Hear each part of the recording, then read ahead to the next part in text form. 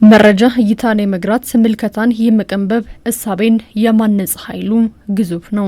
ይሁንና የመረጃን ጉልበት የተረዱ ሀቅን ጭጋግ ትክክለኛነትን ጥላሸት በመቀባት ሁከትን ሲያነጹ አለመረጋጋትን ሲጠነስሱ ቆይተዋል። ታዲያ ከትክክለኛ ጓዳ የተወሰደም ከሀቅ ውቅያኖስ የተጨለፈ መረጃን በማድረስ አቧራ የለበሰች ሀቅን በማጥራቱም የተጋረደ እውነታን በመግለጡ ረገድም የመገናኛ ብዙሃን ሚና ከፍተኛውን ድርሻ ይወስዳል። በይበልጥም ሁሉን ከጫፍ ጫፍ በሚያሰባስበው የሀገር ነገ የማህበረሰብ ህልውና በሚወሰንበት በሀገራዊ ምርጫ ወቅት ትከሻቸው የሰፋም እይታቸው የነጠረ ሊሆን ያሻዋል።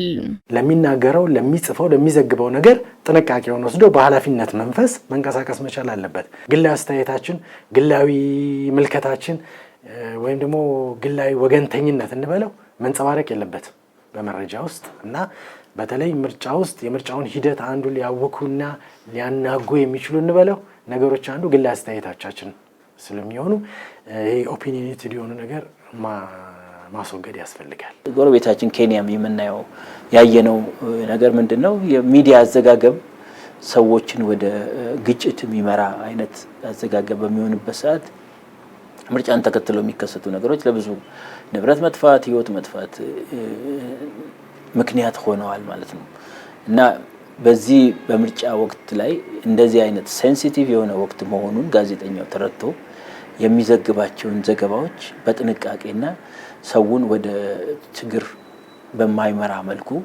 ፍሬም አድርጎ መስራት መለማመድ አለበት ከወዲሁ ማለት ነው።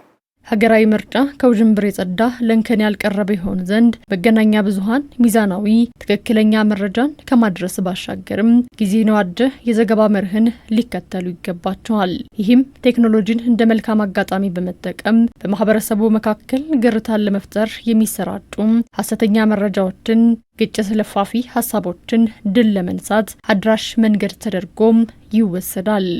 ትልቁ ልዩነት ሚኒስትሪም እና ሶሻል ሚዲያ ላይ ሶሻል ሚዲያ በየሰከንዱ አዳዲስ ነገሮች ወደ ሰዎች ይደርሳሉ። ሚኒስትሪ ሚዲያ ጋር ስንመጣ ግን ስራው ራሱ ጊዜ የሚፈጅ ነገር ስለሆነ አንድን ዜና ማዘጋጀት በጣም ረጅም ጊዜ ይፈጃል። በሌላ በኩል ግን ሁሉም ሚኒስትሪ ሚዲያ የራሱ የሆነ ማህበራዊ ሚዲያ ፕላትፎርም አለው።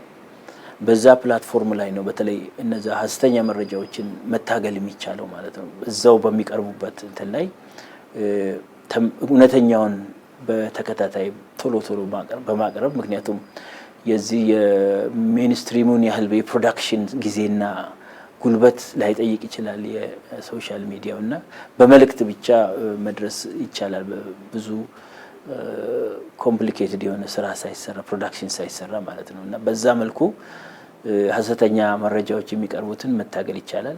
አብዛኛዎቹ ፌክ ኒውስ የምንላቸው ወይም ሐሰተኛ ዘገባዎች፣ ሐሰተኛ መረጃዎች የሚመነጩት ከየት ነው የሚባለውን ነገር ሲታይ በአብዛኛው ከሶሻል ሚዲያው ነው። ማህበራዊ ሚዲያው፣ ብሮድካስት ሚዲያውስ ኦንላይን ፕላትፎርሞችን የመጠቀም ነገሮችን ማስፋት መቻል አለበት። የግድ በቴሌቪዥንና በሬዲዮ ብቻ መወሰን አይደለም ያለበት።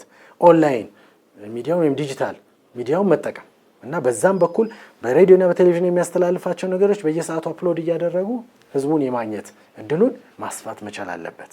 ግንቦት 24 ቀን 2018 ዓመተ ምህረት ለማካሄድ የጊዜ ሰሌዳ ያወጣለት 7ኛው ጠቅላላ ምርጫ ሂደቱ የተቃና ይሆን ዘንድም ምርጫው ፍትሃዊ፣ ታማኒና ነፃ መሆኑን ለድምፁ ባለቤት ህዝብ ተከታታይነትና ሙሉ መረጃዎችን ማድረስ ሊዘነጋ የማይገባው ጉዳይ መሆኑን ምሁራኑ ያስረዳሉ።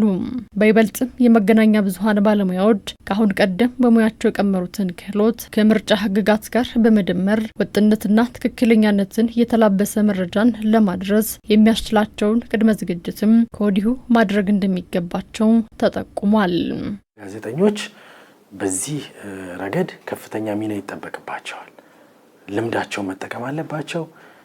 ያዘጋገብ ስርዓቱን ያውቁታል ተብሎ ነው የሚታመነው። ስለዚህ ከዛ አንጻር የህዝብን ውሳኔ የሚቀርጹ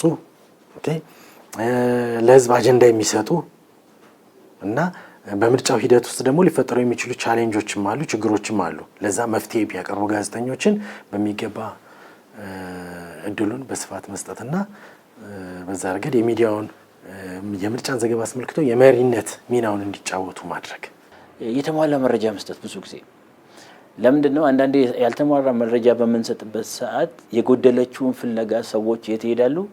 ማህበራዊ ሚዲያ ጋር ይሄዳሉ። ማህበራዊ ሚዲያ ጋር ሲሄዱ ደግሞ ያቺ የጎደለችውን በትክክለኛው መልኩ ሳይሆን በተዛባ መልኩ ነው የሚቀርብላቸው። መራጮች ስለ ምርጫው ትክክለኛም ሚዛናዊና ተገቢውን መረጃ መያዝ ይችሉ ዘንድም የመረጃ ምንጫቸውን በተገቢው ልክ መመርመርና ማጣራት እንደሚገባቸውም ተመክሯል።